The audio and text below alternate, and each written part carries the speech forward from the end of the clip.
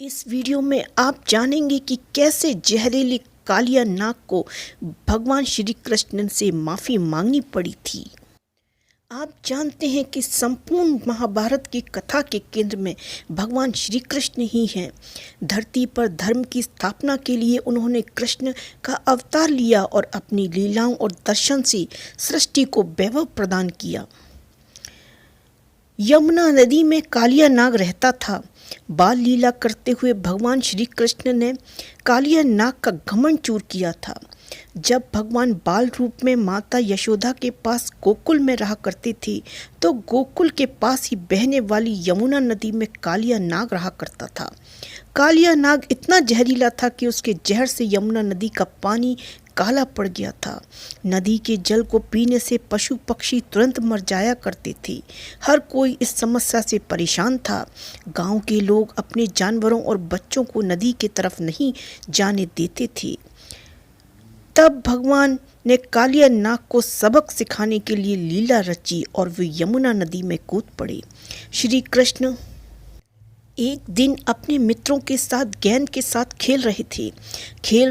भगवान श्री कृष्ण गेंद खेलते खेलते यमुना नदी के किनारे पहुंच गए। तभी अचानक उनकी गेंद नदी में चली गई। खेल बीच में ही रुक गया। गेंद लेने के लिए कोई तैयार नहीं हुआ, क्योंकि सभी जानते थे कि नदी में तो कालिया नाग रहता है।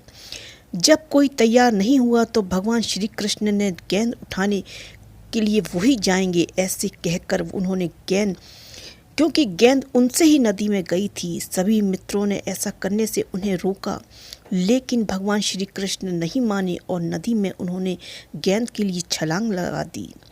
भगवान के नदी में कूदते ही शोर मच गया। सभी बच्चे माता यशोदा के पास पहुँचे और पूरी बात बताई।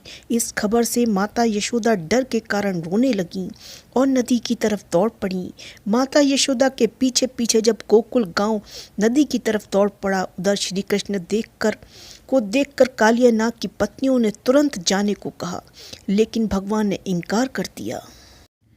बल्कि भगवान कृष्ण ने उन्हें समझाया कि कुछ नहीं होगा, घबराओ नहीं। तभी वहां पर कालिया नाग आ गया। उसने भगवान श्री कृष्ण से क्रोध में कहा, बालक तुरंत यहाँ से चले जा।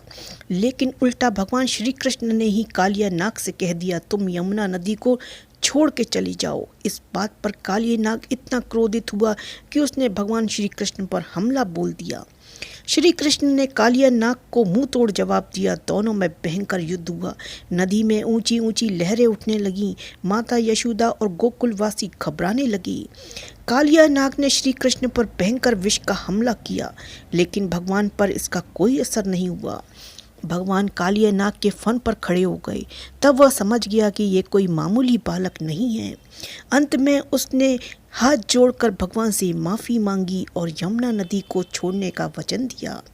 कालिया नाग के फन पर नाचते और बांसुरी बजाते हुए नदी से बाहर निकले वो तो माता यशोदा और पूरा गोकुल नाचने लगा। कालिया नाग पर विजय को भी नाग पंचमी के रूप में मनाया जाता। युद्ध के बाद कालिया नाग ने श्री कृष्ण से माफ़ी मांगी। कान्हा ने कालिया नाग को माफ़ किया, परंतु उसे यमुना नदी छोड़कर दूर जाने के लिए कहा और चेतावनी दी, अगर तुमने पीछे मुड़कर देखा तो तुम पत्थर के हो जाओगे। जैसे ही नाग वृंदावन से 6 किलोमीटर दूर जैंत गांव के पास पहुंचा, उसने पीछे मुड़कर देखा तो कालिया नाग पत्थर का हो गया।